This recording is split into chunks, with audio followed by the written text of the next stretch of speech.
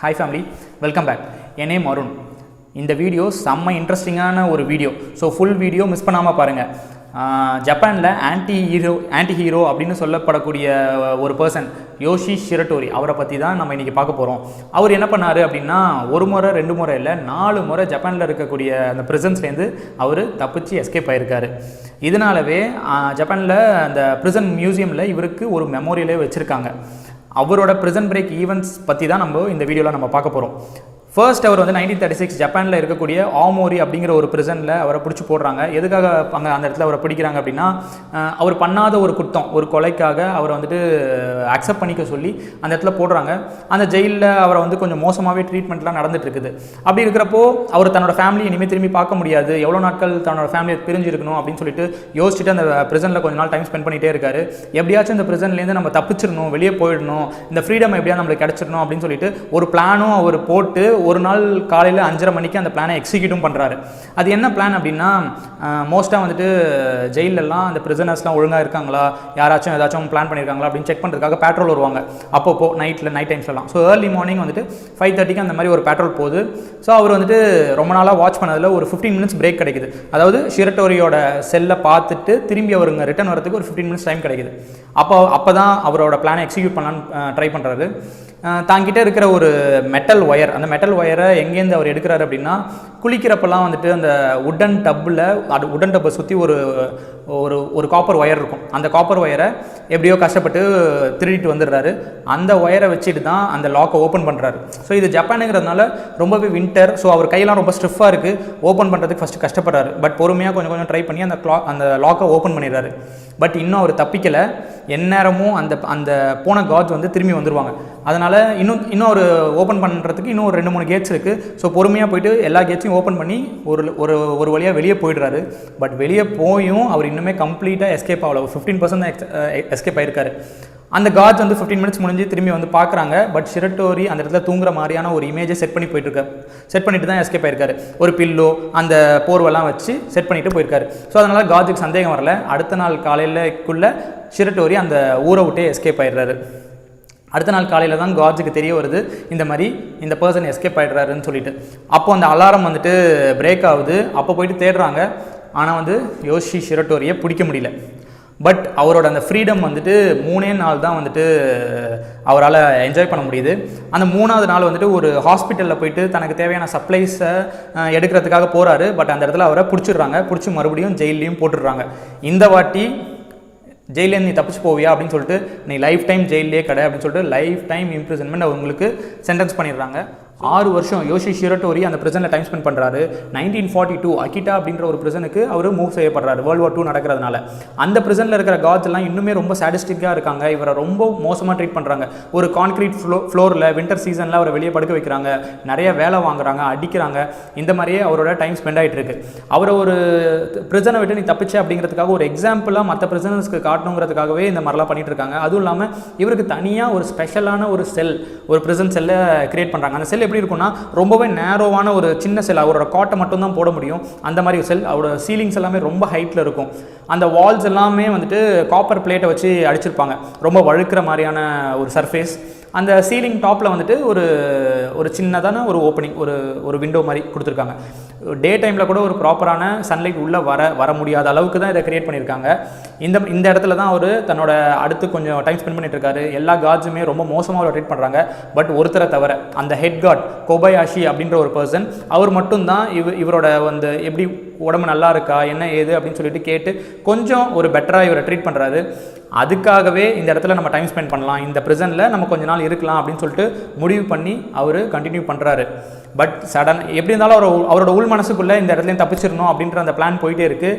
But சடனாக ஒரு நாள் வந்துட்டு நல்ல மழை பெய்யுது. அப்போது ஒரு அந்த காட்ஸ், அங்கே இருக்கிற காட்ஸ் வந்து சரி இவன் என்ன தான் பண்ணுறான் அப்படின்னு தெரிஞ்சுக்கலாங்கிறதுக்காக அந்த டோரில் இருக்கிற அந்த ஒரு ஓப்பனிங் இருக்கும், அதை ஓப்பன் பண்ணிவிட்டு இவரோட செல்லுக்குள்ளே பார்க்குறாரு. பார்த்தா அந்த இடத்துல ஷிரட்டோரி கிடையாது. அவர் என்ன இருக்குன்னா, அவர் கையில் போட்டிருந்த அந்த விலங்கு மட்டும்தான் இருக்குது. அந்த விலங்கு அழகாக கழட்டி வச்சுட்டு அவர் தப்பிச்சிடுறாரு. எப்படி தப்பிச்சாரு அப்படின்னா, கொபயாஷி வந்துட்டு அவருக்கு ஹெல்ப் பண்ணுறாருன்னா அப்பப்போ ஏதாச்சும் ஃபுட் சப்ளைஸ் அவர் குடிக்கிறதுக்கு அது இதுன்ட்டு ஏதாச்சும் கொஞ்சம் கொடுப்பாரு. அவர் கொடுத்த மெட்டீரியல்லேருந்து இதுக்கு முன்னாடி அந்த தப்பிச்ச அந்த பிரிசன், அந்த ஆமோரி பிரிசனில் எப்படி வந்து அந்த ஒரு சின்ன காப்பர் ஒயரை வச்சு தப்பிச்சாரோ அதே போல் இங்கேயும் ஒரு ஒயரை எப்படியோ மேனேஜ் பண்ணி எடுத்துக்கிட்டாரு. அந்த ஒயரை வச்சு தான் கையில் போட்டிருக்கிற அந்த ஹேண்ட் கஃபை ரிமூவ் பண்ணிடுறாரு. ஏன்னா யோஷி ஷிரட்டோரியோட கையில் இந்த ஹேண்ட் கஃப்ஸ் வந்து பெருசாக ஒர்க் ஆகாது. அவர் வந்து அதில் வந்துட்டு ரொம்பவே பெரிய ஜாம்பவான், அதை ரொம்ப ஈஸியாக வந்து கழட்டிடுவார். ஸோ அதை கழட்டி வச்சுட்டு அழகாக வந்துட்டு இந்த படத்துலலாம் நம்ம பார்த்துருப்போம், ஒரு செவத்தில் வந்துட்டு கையும் இன்னொரு செவத்துலையும் காலையும் வச்சு அப்படியே லிசர்ட் மாதிரி ஏறி போய் மேலே ட்ராவல் பண்ணுவோம். அந்த மாதிரி ஏறி போய் வேறு என்ன பண்ணாருன்னா, அந்த மேலே இருக்கக்கூடிய அந்த விண்டோவில் ஆல்ரெடி வந்துட்டு மழை தண்ணிலாம் பட்டு அது ரஸ்ட்டாக இருக்குது. ஸோ இவர் கொஞ்சம் கொஞ்சமாக ஒவ்வொரு நாள் நைட்டும் மேலே போயிட்டு அதை வந்துட்டு இது பண்ணுவார், திருப்பிட்டே இருப்பார். ஸோ தட் அது வந்துட்டு ஒரு நாள் வந்துட்டு கிளம்பி வந்துடும் அப்படின்ட்டு. இது போலவே திரும்பி ஒவ்வொரு நைட்டும் பண்ணிட்டு இருக்கிறதுனால அவர் அதை ஓப்பனும் பண்ணிடுறாரு. பட் அவர் ப்ராப்பரான டைமுக்காக வெயிட் பண்ணிட்டு இருக்காரு. ஏன்னா ஒரு நார்மல் டைமில் அவர் தப்பிச்சு போகிறாருன்னா அதோட ஃபுட் ஸ்டெப்ஸ் பார்த்து பிடிச்சிருவாங்க அப்படின்னு சொல்லிட்டு நல்லா மழை பெய்யணும் அப்படின்னு சொல்லிட்டு வெயிட் பண்ணிட்டு இருக்காரு. அந்த ஒரு நாள் தான் வருது, மழையும் பெய்யுது, ஆள் தப்பிச்சிடுறாரு. 3 மாதத்துக்கு அப்புறமா அந்த கொபயாஷி அப்படின்ற பர்சன், ஹெட் கார்டு, அவர் வந்துட்டு தன்னோட வீட்டில் இருக்காரு. அப்போ வந்துட்டு அவரோட டோரில் ஒரு யாரோ தட்டுற மாதிரியான ஒரு சத்தம் கேட்குது. என்ன சத்தம் அப்படின்னு சொல்லிட்டு இவர் போயிட்டு டோரை ஓப்பன் பண்ணி பார்த்தா தப்பிச்சு போன அந்த யோஷி ஷிரட்டோரி வந்து நிற்கிறார். இவருக்கு ரொம்ப ஷாக் ஆகிட்டோன்னே வேறு வழி இல்லாமல் அவரை உள்ளே கூப்பிட்டு உட்கார வச்சு அவருக்கு தண்ணி சாப்பாடு அதெல்லாமே கொடுக்குறாரு, எல்லாம் பண்ணிகிட்டு இருக்காரு. ஸோ அப்போ வந்துட்டு தன்னை நல்லா ட்ரீட் பண்ண ஒரே ஒரு ஆஃபீஸர், இது வரைக்கும் ஜெயிலில் தன்னை நல்லா ட்ரீட் பண்ண ஒரே ஒரு ஆஃபீஸர் அப்படின்னு சொல்லிட்டு என்ன நடந்துச்சு எல்லா விஷயத்தையும் சொல்கிறாரு. என்னை வந்து ரொம்பவே மோசமாக ட்ரீட் பண்ண ஒரு காரணத்தினால மட்டும்தான் நான் வந்து ஜெயிலையும் தப்பிச்சேன், எனக்கு ஜெயிலில் இருக்கக்கூடாது அப்படின்ற ஒரு எண்ணம்லாம் கிடையாது அப்படின்னு சொல்லிட்டு ஒரு ஹெல்ப்பும் கேட்குறாரு. என்ன ஹெல்ப்னா, நான் மறுபடியும் போயிட்டு கோர்ட்டில் சரண்டர் ஆகிறேன், ஆனால் அதுக்கு வந்து எனக்கு நீங்கள் ஒரு ஹெல்ப் பண்ணணும், இந்த மாதிரி ஒரு கம்ப்ளைண்ட்டு நான் ரைஸ் பண்ணணும், இந்த மாதிரி என்ன ஒரு மாதிரி மோசமாக ட்ரீட் பண்ணாங்க, அதனால தான் நான் தப்பிச்சேன் அப்படின்னு சொல்லிட்டு அதுக்கு நீங்கள் எனக்கு கொஞ்சம் சப்போர்ட் பண்ணணும் அப்படின்ட்டு கேட்குறாரு. பட் அந்த ஜெயிலுக்கே இவர் தான் ஹெட் கார்டு, என்னோட ஜெயிலை பற்றியே நீ கம்ப்ளைண்ட் பண்ணுறியாடா அப்படின்னு சொல்லிட்டு இவர் ஒரு டாய்லெட்டில் இருக்கிற டைமில் வந்துட்டு போலீஸ்க்கு கால் பண்ணிடுறாரு. அகெயின் அவர் மறுபடியுமே யோஷி ஷிரட்டோரி ஜெயிலில் பிடிச்சி போட்டுடுறாங்க. அப்போ அவர் முடிவு பண்ணுறாரு, இனிமேல் எந்த ஒரு போலீஸ் ஆஃபீஸர், ஒரு லா ரிலேட்டடாக இருக்கிற எந்த ஒரு ஆஃபீஸருமே நம்பவே கூடாது அப்படின்னு சொல்லிட்டு ஒரு முடிவெடுத்து அவர் அந்த ஜெயிலில் இருக்கார். இந்த வாட்டி கோர்ட்டுக்கிட்ட வந்து ஒரு ரெக்வஸ்ட் பண்ணுறாரு. இந்த மாதிரி இப்போ நான் இது வரைக்கும் இருந்த 2 பிரிசனுமே ரொம்ப ரொம்ப ஒரு கோல்டான ஒரு பகுதி, அந்த இடத்துல என்னால் இருக்க முடியல, என்னோட உடம்பு ரொம்ப வீணாக போகுது, ஏன்னா கொஞ்சம் வார்மாக இருக்கிற ஒரு டோக்கியோ பிரிசனில் என்ன போடுங்க அப்படின்னு சொல்லிட்டு அவர் ரெக்வஸ்ட் பண்ணி கேட்குறாரு. ஆனால் வந்துட்டு கோர்ட் வந்து அதை ரிஜெக்ட் பண்ணிடுறாங்க. இன்னுமே கோல்டாக இருக்கக்கூடிய ஒரு ரொம்பவே நார்தர்ன் சைடில் இருக்கிற அபாஷிரி அப்படிங்கிற ஒரு பிரிசனில் அவரை போட்டுடுறாங்க. அபாஷிரி பிரிசன், இந்த பிரிசன் எங்கே இருக்குது அப்படின்னா நார்தர்ன் சைடில் இருக்கிற ஹொக்கைடா அப்படிங்கிற ஒரு இடத்துல, கொற்ற பனி இருக்கிற இடத்துல நடுவில் தான் இந்த அபாஷிரி பிரிசன் இருக்குது. இந்த பிரிசனில் இவரை கொண்டு போய் போடுறாங்க. அங்கே இருக்கிற கார்ட்ஸுக்கு வந்து இவர் ஆல்ரெடி 2 பிரிசன்லேருந்து தப்பிச்ச ஒரு ஆள் அப்படின்னு தெரிஞ்சு ரொம்பவே டார்ச்சர் பண்ண ஆரம்பிக்கிறாங்க. இவரை வந்துட்டு ஒரு சம்மர் ட்ரெஸ் கொடுத்துட்டு இவரை ஓப்பனாக அந்த கொற்ற பனி இருக்கிற இடத்துல படுக்க வைக்கிறாங்க. அதனால் இவரோட ஹெல்த்து ரொம்பவே மோசமாகுது. அது மட்டும் இல்லாமல் இவர் இனிமேல் தப்பிக்கவே கூடாதுங்கிறதுக்காக ஷிரட்டோரி ப்ரூஃப் தப்பிக்கவே கூடாதுங்கிறதுக்காக ஒரு ரொம்பவே ஒரு செக்யூர்டான ஒரு பிரிசனை கிரியேட் பண்ணுறாங்க இவருக்காகவே. அந்த பிரிசன் எப்படி இருக்குன்னா, இவர் வந்து ஒரு போன பிரிசனில் வந்துட்டு அந்த ராட்ஸ் எல்லாம் ஓப்பன் பண்ணி தானே அவர் வெளியே தப்பிக்கிறாரு. அதனால் தன்னோட தலை மட்டும்தான் உள்ளே போகும். அந்தளவுக்கு ஒரு சின்னதான ஒரு விண்டோ க்ரியேட் பண்ணி அதில் ஒரு மெட்டல் ஃப்ரேம் போட்டு அந்த மாதிரி தான் க்ரியேட் பண்ணியிருக்காங்க அந்த பிரிசனை. அது மட்டும் இல்லாமல் தன்னோட கையிலையும் கால்லையும் கிட்டத்தட்ட ஒரு 20 கிலோ கொண்ட ஒரு ஹேண்ட் கஃபை போட்டிருக்காங்க. இந்த ஹேண்ட் கஃப் எப்படி அப்படின்னா, இதுக்கு முன்னாடி ஜெயிலில் இருந்த மாதிரி அந்த லாக் கீ போட்டு ஓப்பன் பண்ணுற மாதிரி இருக்காது. இது வந்து கம்ப்ளீட்டாக மெட்டல். இதை அவரோட கையிலேருந்து எடுக்கணும் அப்படின்னா ஸ்பெஷலாக மெட்டலில் ஒர்க் பண்ணுற அந்த ஆளுங்க வந்து உடச்சி அப்படி தான் எடுக்கணும். அதுக்கு 2 மணி நேரம் ஆகும். அப்படிப்பட்ட ஒரு விலங்கு தான் போட்டிருக்காங்க. இது எப்போவுமே ஒரு கையிலேயே இருக்கும். 2 வாரத்துக்கு ஒரு வாட்டி தான் வந்து இதை ரிமூவ் பண்ணுவாங்க. அப்போ தான் இவர் குளிக்கிறது, அப்போ தான் இந்த அவரோட ஆக்டிவிட்டீஸ் எல்லாமே அந்த மாதிரி தான் பண்ணணும். ஸோ இந்தளவுக்கு ரொம்ப ரொம்ப ரொம்ப ஒரு டார்ச்சரான ஒரு சுச்சுவேஷன்லாம் இருக்குது. அதுவும் இல்லாமல் வின்டர் சீசனுங்கிறதுனால ரொம்ப வீக் ஆகுறாரு. இது மட்டும் இல்லாமல் அவரோட ஃபுட்டு எப்படி கொடுக்குறாங்க அப்படின்னா, மற்ற பிரிசனர்ஸ்க்கு கொடுக்குறத விட ரொம்பவே பாதி. ஏன்னா இவர் வந்து கொஞ்சம் வீக்காகணும், இவரை வீக்கானால் தான் இவர் இங்கேருந்து தப்பிக்காமல் இருப்பார் அப்படிங்கிற ஒரு எண்ணத்தில் இந்த மாதிரி பண்ணுறாங்க. பட் ஷிரட்டோரி வந்துட்டு இது எல்லாத்தையுமே தாங்கிட்டு அப்படியே சரி சம்மர் வரத்துக்காக வெயிட் பண்ணிகிட்டே இருக்காரு. வின்டரும் கொஞ்சம் கொஞ்சமாக முடியுது, சம்மர் ஸ்டார்ட் ஆகுது. இவரோட ஹெல்த்தையும் மறுபடியும் அவர் ரீகெயின் பண்ண ஆரம்பிக்கிறாரு. அப்படி சம்மர் காலம் வரும்போது ஒரு நாள் வந்துட்டு ஒரு ரூஃபில் வந்து ஒரு சின்ன சத்தம் கேட்குது. என்ன சத்தம் அப்படின்னு சொல்லிட்டு பக்கத்தில் இருக்க கார்டு வந்துட்டு போயிட்டு செக் பண்ணி பார்க்கலாமே அப்படின்னு பார்க்கும்போது ஷிரட்டோரியோட அந்த அந்த ஜெயில் அந்த சின்ன பிளாக் அதை ஓப்பன் பண்ணி பார்க்கும்போது உள்ள ஷிரட்டோரியை காணும். ஷிரட்டோரி எஸ்கேப் ஆகிடுறாரு. தன்னோட ஹேண்ட் கஃப் ஆகட்டும், அவர் போட்டிருந்த ட்ரெஸ் ஆகட்டும் எல்லாத்தையும் நீட்டாக மடித்து வச்சுட்டு ஷிரட்டோரி அந்த செல்லேருந்து எஸ்கேப் ஆகிடுறாரு. பட் எப்படி தப்பிச்சார்? ஏன்னா இது வந்து ஷிரட்டோரி ப்ரூஃப், அந்தளவுக்கு பார்த்து செய்யப்பட்ட ஒரு செல். இதுலேருந்து எப்படி தப்பிச்சார் அப்படின்னா இதுக்கான ப்ரிப்பரேஷன்ஸ் வந்து ஆல்மோஸ்ட் 6 மாதத்துக்கு முன்னாடியே ஸ்டார்ட் ஆகிடுது. தனக்கு கொடுக்கப்பட்ட அந்த மீசோ சூப்னு சொல்லுவாங்க, அந்த மீசோ சூப்பில் பாதி தான் கொடுக்குறாங்க. அதுலேயுமே பாதியை தான் இவர் குடிப்பார். மீதமுள்ள பாதியை ஒரு ஓரத்தில் எடுத்து சேவ் பண்ணி வச்சுருவார். அந்த பிரிசன் அந்த கார்ட்ஸ் எல்லாம் போனதுக்கப்புறம் அவர் என்ன பண்ணுவார்னா அந்த சூப் எடுத்து தன்னோட ஹேண்ட் கப்ஸ்லேயே ஆகட்டும், காலில் போட்டிருக்கிற அந்த விலங்குலேயே ஆகட்டும் எல்லாத்துலேயுமே கொஞ்சம் கொஞ்சமாக அதை துப்ப ஆரம்பிப்பாராம். அப்புறம் அந்த ஜன்னலில் இருக்கிற அந்த ஸ்க்ரூஸ்லலாம் கொஞ்சம் கொஞ்சமாக துப்புவாராம். இதுக்கு இந்த ஐடியாவுக்கு பின்னாடி என்ன இருக்குது அப்படின்னா, அதில் அந்த மீசோ சூப்பில் இருக்கிற அந்த சால்ட் கண்டென்ட் வந்து அந்த இரும்பில் பட்டு அது வந்து ரஸ்ட் ஆகி அது வீக் ஆகும். அப்போ உடச்சி நம்ம எடுத்து தப்பிச்சிடலாம் அப்படிங்கிறது தான் இவரோட ஐடியா. இந்த ஐடியா ஒர்க்கும் ஆகுது. எப்படின்னா இந்த 6 மாத டைமில் தினமும் இந்த விஷயத்தை பண்ணிகிட்டே இருக்கிறதுனால கொஞ்சம் கொஞ்சமாக அது ரஸ்ட் ஆகி ஒரு கட்டத்தில் எல்லா ஸ்க்ரூஸும் வெளியே வந்துடுது. இந்த அவர் கையில் போட்டிருந்த இந்த ஹேண்ட் கப்ஸும் ஆல்மோஸ்ட் உடையிற டைமுக்கு வருது. ஸோ அவர் ஸ்ட்ரென்த் ரீகெயின் ஆனதுக்கப்புறமா இது எல்லாமே உடச்சி வெளியே போயிட்டார். பட் இதில் இன்னொரு மேஜரான பிரச்சனை என்னென்னா, அந்த ஜன்னல் வந்து இவரோட தலை மட்டும்தான் போகும், உடம்பு ஃபுல்லாக போகலை. அதுக்கு அவர் என்ன பண்ணுறாருன்னா, இது வரைக்கும் அந்த பிரிசனர்ஸ் அந்த ஜெயிலில் இருக்கக்கூடிய மக்கள் ஆகட்டும், அந்த கார்ட்லே ஆகட்டும், யோஷி ஷிரட்டோரி கிட்ட இருக்கிற ஒரு 4th எபிலிட்டி பற்றி தெரியாது. அவர்கிட்ட இருக்கிற மற்ற 3 எபிலிட்டி நம்மளுக்கு தெரியும். அவரால் அந்த லாக்கை வந்து ஜஸ்ட் ஒரு ஒயராலே ஓப்பன் பண்ண முடியும். அதுக்கப்புறம் அந்த ஹேண்ட் கப்ஸை வந்து உடைக்கவும் முடியும். அதுவும் இல்லாமல் லிசர்ட் மாதிரி அவரால் கிளைம் பண்ணுவார். பட் நம்மளுக்கு தெரியாத ஒரு எபிலிட்டி என்ன அப்படின்னா, அவரால் நினச்ச நேரத்துக்கு தன்னோட ஷோல்டரை டிஸ்லோகேட் பண்ண முடியும் அப்படிங்கிறது தான். ஸோ அந்த இதுலேருந்து வெளியே போகிறதுக்காக ஷோல்டரை டிஸ்லோகேட் பண்ணி வெளியே தப்பிச்சு போயிடுறாரு. அப்புறம் அந்த இருக்கிற அந்த கார்ட்ஸ் வந்துட்டு இந்த விஷயம் தெரிஞ்சதுக்கப்புறமா தேடி பார்க்குறாங்க. பட் ஷிரட்டோரியை பிடிக்க முடியல. ஆனால் வந்துட்டு இவங்க என்ன யோசிக்கிறாங்க அப்படின்னா, இது ரொம்பவே கோல்டான பகுதி, கண்டிப்பாக ஜெயிலேருந்து தப்பிச்சாலும் அவர் அந்த கோல்டில் மாட்டி இறந்துருவார் அப்படிங்கிறதுனால கொஞ்சம் லைட்டாக எடுத்துகிட்டு விட்டுடுறாங்க. இன்னொரு சைடு அவரோட ஒய்ஃப் ரொம்பவே ஹோப்ஃபுல்லாக காத்துட்ருக்காங்க, தன்னோட ஹஸ்பண்ட் எப்படியுமே வீட்டுக்கு வந்துடுவார் அப்படின்னு. ஏன் அப்படின்னா அந்த இடத்துல அந்த டைமில் வந்துட்டு World War II நடந்துகிட்ருக்கு. மோஸ்ட்டாக ஜப்பான் வந்து தோற்றுரும் அப்படிங்கிற ஒரு ஹோப்ஃபுல்லாக அவங்க மனசுக்குள்ளே வச்சுக்கிறாங்க. இந்த விஷயத்தை வெளியே சொல்லலை. அவங்க எக்ஸ்பெக்ட் பண்ண போலவே ஜப்பான் தோற்றுடுது, அமெரிக்கா கிட்ட சரண்டர் ஆகிடுது. இந்த விஷயம் தெரியாமல் ஷிரட்டோரி பக்கத்தில் அந்த அவர் தப்பிச்சு போகல, அந்த இடத்துலேருந்து தப்பிச்சு போகல, சிட்டிக்குள்ளே போகலை, அந்த ஜெயில் பக்கத்துலேயே இருக்கக்கூடிய ஒரு கோல் மைனில் தான் பதுங்கி இருக்கார். அங்கேயே அவருக்கான ஒரு ஷெல்டரை க்ரியேட் பண்ணிவிட்டு கிடைக்கக்கூடிய நட்ஸ் ஆகட்டும், ஒரு முயலாகட்டும், மீன் பிடிச்சி இப்படியே தான் தன்னோட லைஃப் 2 வருஷம் இப்படியே சர்வே ஆகிட்டு இருக்காரு. ஒரு கட்டத்துக்கு மேலே அந்த இடத்துல இருக்க முடியாமல் சரி நான் தன்னோட ஒய்ஃபை பார்க்க போகணுங்கிறதுக்காக ட்ராவல் பண்ணி போகிறாரு.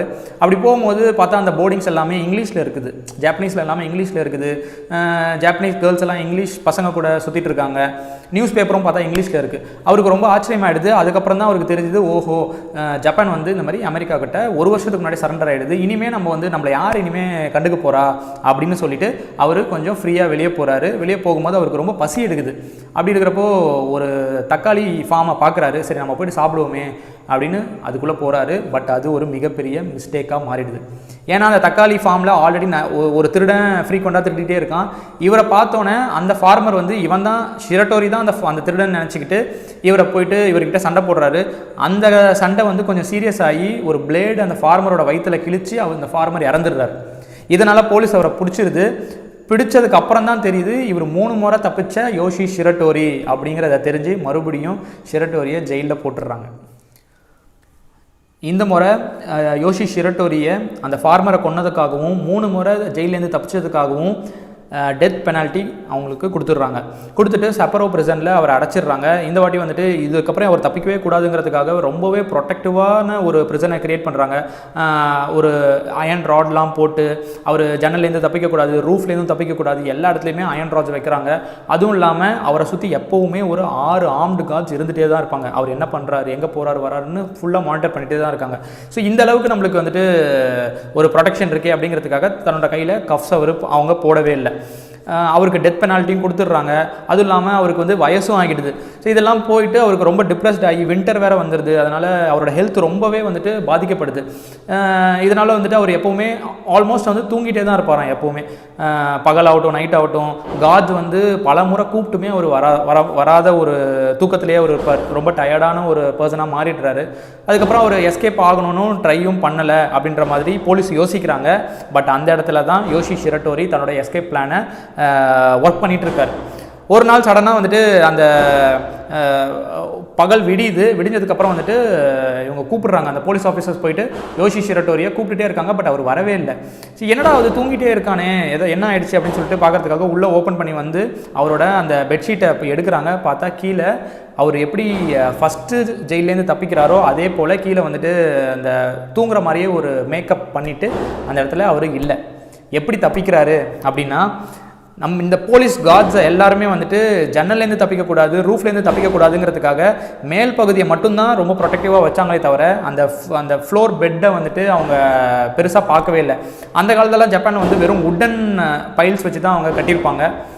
யோஷி ஷிரட்டோரி என்ன பண்ணுறாருன்னா, கார்ட்ஸ் எல்லாம் நைட்டு போனதுக்கப்புறமா நைட்டு இருட்டினதுக்கப்புறம் என்ன பண்ணுறாருன்னா, அந்த உட்டனை வந்துட்டு உடைக்க மாட்டார். அந்த ஸ்க்ரூவை மட்டும் எடுத்துகிட்டு அந்த உட்டனை ஓப்பன் பண்ணிவிட்டு கீழே மண்ணு தான். ஸோ மண்ணை நோண்டி அவர் ஒரு பாதை மாதிரி அமைச்சு, அதுக்கு இது எடுக்கிறதுக்கு 1 மாதம் கிட்டத்தட்ட ஆகுது. ஒரு பாதையை அமைச்சு அவர் தப்பிச்சிடுறாரு. எவ்ரி டைம் வந்துட்டு கார்ட்ஸ் வந்துட்டு இவர் எதுவுமே ஒரு எஸ்கேப் பிளானே பண்ணக்கூடாதுங்கிறதுக்காக அவரோட ரூமை சர்ச் பண்ணிகிட்டே இருக்காங்க. ஆனால் இந்த இடத்துல யோஷி என்ன பண்ணுறாருன்னா, அவர் எடுத்த அந்த உட்டன் பையில் மறுபடியும் அதே இடத்துல வச்சு ஸ்க்ரூ பண்ணிடுறாரு. அதனால் இவரோட பிளான் லீக் ஆகவே இல்லை. கரெக்டாக ஒரு நாள் வந்துட்டு அவர் தப்பிச்சும் போயிடுறாரு. இதுதான் இவர் தப்பிச்சதுலேயே ரொம்ப ரொம்ப சிம்பிளாக தப்பிச்ச ஒரு பிளான். ஸோ போலீஸ் வந்து ரொம்ப ப்ரொடெக்ஷனாக இருக்கிறேன்னு நினச்சிட்டு இருந்தாங்க. ஆனால் யோஷி ஷிரட்டோரி ரொம்ப சிம்பிளாகவே தப்பிச்சு போயிடுறாரு. தப்பிச்சு போயிட்டு ஒரு வருஷத்துக்கு அப்புறமா ஒரு டீ கடை கிட்ட அவர் உட்காந்துட்டு இருக்காரு. அப்போ சடனாக ஒரு போலீஸ் ஆஃபீஸர் வந்து ஒரு பக்கத்தில் உட்காந்து பேச்சு கொடுக்க ஆரம்பிக்கிறார். யோஷி ஷிரட்டோரி ஸோ போலீஸ் ஆஃபீஸரே இனிமேல் நம்பக்கூடாது அப்படின்னு ஒரு முடிவு எடுத்ததால் ரொம்பவே கேர்ஃபுல்லாக இருக்காரு. அந்த இடத்துலேருந்து எப்படியா தப்பிச்சு போயிடணும், அப்படி நகர்ந்து போயிடணும், சந்தேகம் வராத மாதிரி நகர்ந்து போயிடணும் அப்படின்னு சொல்லிட்டு பேச்சு கொடுத்துட்டு இருக்காரு. அப்போ வந்து டக்குன்னு அந்த போலீஸ் ஆஃபீஸர் என்ன பண்ணுறாருன்னா, தாங்கிட்ட இருக்கிற ஒரு சிகரெட் எடுத்து கொடுக்குறாரு. அந்த இடத்துல யோஷி ஷிரட்டோரி அப்படியே ஒரு மாதிரி ரொம்ப ஃபீல் பண்ண ஆரம்பிச்சிடாரு. ஏன்னா அந்த காலத்தில் ஜப்பானில் சிகரெட் வந்து ரொம்ப ரொம்ப எக்ஸ்பென்சிவான ஒரு பொருள். யாருமே அவ்வளோ சீக்கிரம் வந்துட்டு இன்னொருத்தருக்கு ஷேர் பண்ண மாட்டாங்க.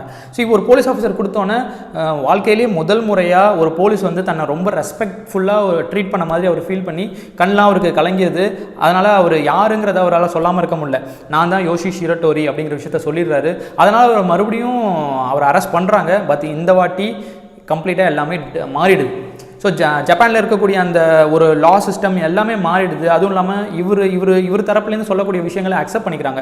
அந்த ஃபார்மரை கொன்னது செல்ஃப் டிஃபென்ஸ்னால மட்டும்தான் கொன்னேன் அப்படிங்கிற விஷயமும், அதுவும் என்னை ரொம்பவே மோசமாக ட்ரீட் பண்ணதுனால தான் நான் ஜெயிலேருந்து தப்பிச்சேன், எனக்கு தப்பிக்கணுங்கிறது இன்டென்ட் இல்லை. அதுவும் இல்லாமல் இவர் தப்பிக்கிறப்போ எந்த ஒரு கார்டையும் இவர் வந்துட்டு கொல்லவும் இல்லை, யாரையும் எந்த ஒரு பாதிப்பும் ஏற்படுத்தலை. சிம்பிளாக இவர் மட்டும் தப்பிச்சு போயிடுறாரு. இந்த விஷயங்கள்லாம் அடிப்படையாக வச்சு அவருக்கு வந்து டெத் பெனால்ட்டியை ரிமூவ் பண்ணிவிட்டு 20 வருஷம் மட்டும் தண்டனையாக கொடுக்குறாங்க. இந்த தண்டனையை அவர் ரொம்பவே சந்தோஷமாக அவர் ஏற்றுக்கிறாரு. இப்போ வந்து அவர் எதிர்பார்க்கப்பட்ட அந்த டோக்கியோ பிரிசன்லேயும் இவரை போடுறாங்க. வெதரும் ரொம்ப வார்மாக இருக்குது. அங்கே இருக்கிற கார்ட்ஸுமே இவ்வளோ ரொம்பவே ரெஸ்பெக்ட்ஃபுல்லாக ட்ரீட் பண்ண ஆரம்பிக்கிறாங்க. இந்த இடத்துலையுமே அவரால் தப்பிக்க முடியும். பட் வந்து அவருக்கு வயசாகிடுது. அதனால் வந்துட்டு அதை பற்றி அவர் யோசிக்க கூட இல்லை. 20 வருஷம் ரொம்பவே பீஸ்ஃபுல்லாக அந்த ஜெயிலில் டைம் ஸ்பெண்ட் பண்ணிவிட்டு தனக்குன்னு இருக்கக்கூடிய ஒரே ஒரு டாட்டர் அவங்கள மீட் பண்ணுறதுக்காக அந்த டைம் பீரியட் முடிஞ்சதுக்கப்புறம் போய் மீட் பண்ணுறதுக்கு அவர் வெளியே போய் தன்னோட ஃபேமிலியோட சேர்ந்துடுறார். இதுதான் ஜப்பானோட ஆன்டி ஹீரோ யோஷி ஷிரட்டோரியோட பிரிசன் பிரேக் ஈவெண்ட்ஸ். இப்படி தான் அவரோட லைஃப் இருந்திருக்கு. ஸோ இதை பற்றி நீங்கள் என்ன ஃபீல் பண்ணுறீங்க? அவர் தப்பிச்சது வந்துட்டு கரெக்டாக இல்லை தப்பா? அந்த போலீஸ் பற்றி என்ன ஃபீல் பண்ணுறீங்க? இந்த இன்சிடென்ட்டை பற்றி நீங்கள் என்ன ஃபீல் பண்ணுறீங்கிறத கமெண்ட்டில் லீவ் பண்ணுங்கள். வீடியோ பிடிச்சிருந்தா லைக் பண்ணுங்கள், ஷேர் பண்ணுங்கள். இது போல் ஃபர்தராக நிறைய வீடியோஸ் பார்க்கணுன்னா சப்ஸ்கிரைப் பண்ணுங்கள். தேங்க்ஸ் ஃபார் வாட்சிங்.